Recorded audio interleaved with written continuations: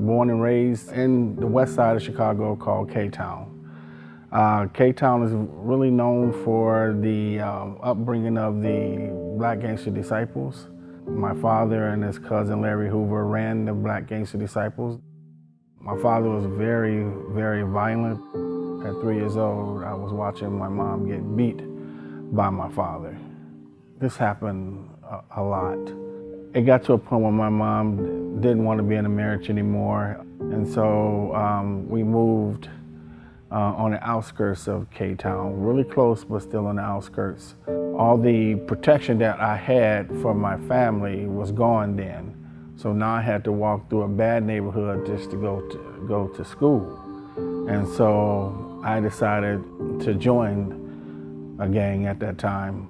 I was 11 years old. I got my friend, his name was Micey, to join the gang with me to watch my back. And we would take the L and ride it and come back, but one time we rode it too far and we found ourselves in a neighborhood we weren't supposed to be in because we was wearing all blue and that neighborhood is all red. We got caught by some rival gang members on the platform. They quickly grabbed us before we could reach for our guns, and they heard the train coming. And when my friend said something the last time, they took him and they pushed him in front of it.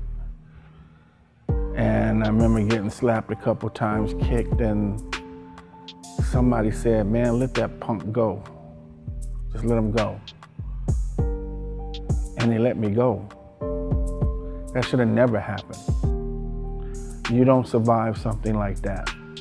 2 o'clock in the morning, my stepfather and my mom packed us all up, and we moved from Chicago West Side to Dowagiac, Michigan overnight. I thought this might have been a new start, but I was still dealing with the death of my friend because I got him into the gang. So I was always angry and always mad. Went back to smoking and selling drugs. And my sisters decided that they was gonna come and talk to me about straightening my life out because I could be something.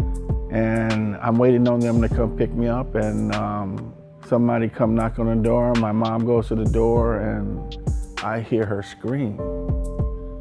So I get up and go to the door, and it's the police. And come to find out that my sisters got in a car accident coming to pick me up. One of them was 9 months pregnant. The other one had a 1-year-old and a newborn that was with the father. And so now, the next morning, I'm on the front porch, and I'm sitting there blaming myself for my sister's death, and also blaming myself for my friend's death. Everybody was really quickly and ready to jump on doing a 2-casket funeral, but nobody wanted to talk to the kid that was struggling. At that moment, I hated everyone. I hated the town I was living in. I hated my mom. I hated my stepfather. I hated my father. I hated God. I hated religion. I hated anything that anybody believed in. I became a very dark person. And that lasted until I was 40 years old. Moved to Holland, Michigan.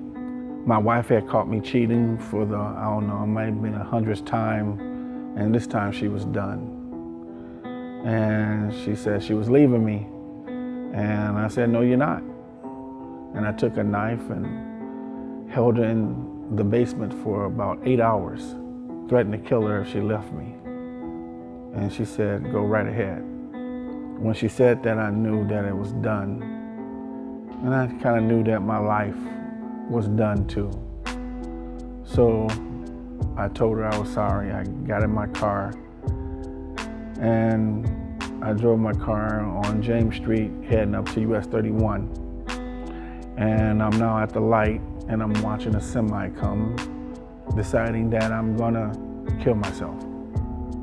I drove my car out there and I closed my eyes and the car shook And when I opened my eyes, the car was in the middle of the road and the semi was past me. I remember wondering how did it miss me? And I remember a voice saying, go to David. Now, this name David has been a guy that was at a company called L&W Engineering where I worked at for 5 years. This guy named David will come by my station and try to tell me about God.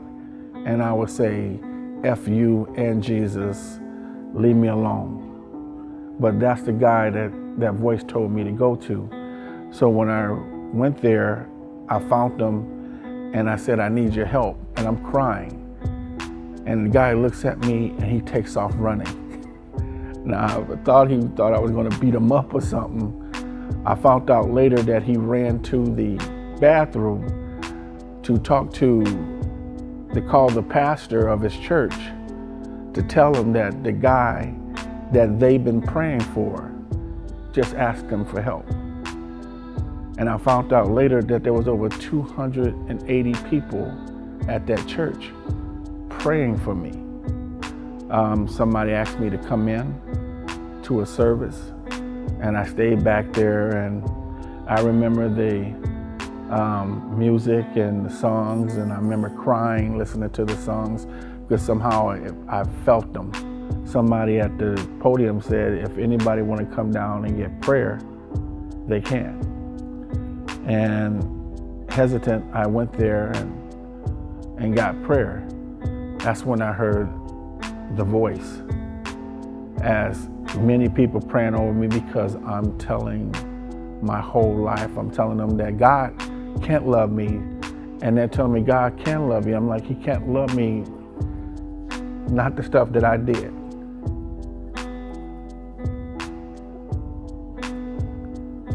Not the stuff that I saw.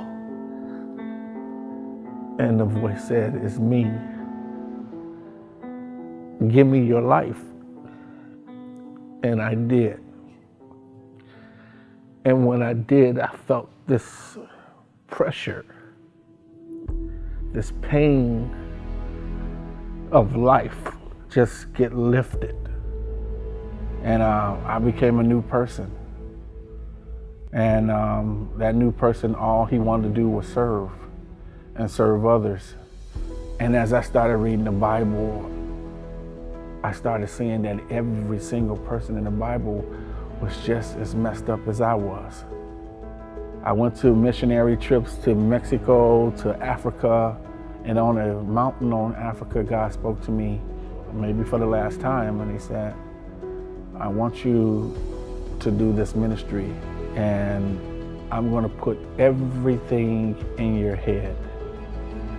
I just want you to do it. And I started Escape Ministry to figure out how I can give back and keep people from falling into the same pits that I have felt into.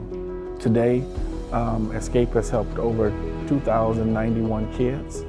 Has gotten over 485 kids out of the gangs. We helped over 400 families that was homeless. We gotten over 487 kids back into school. We're teaching kids how to work with others. We have a boxing club that has over 250 members, but it has helped them channel that anger that they had. It's not the perfection in your life, it's the direction. It's where you're going. We never care about what you've done to come through our doors. We care about where you're going and what you're going to do when you leave.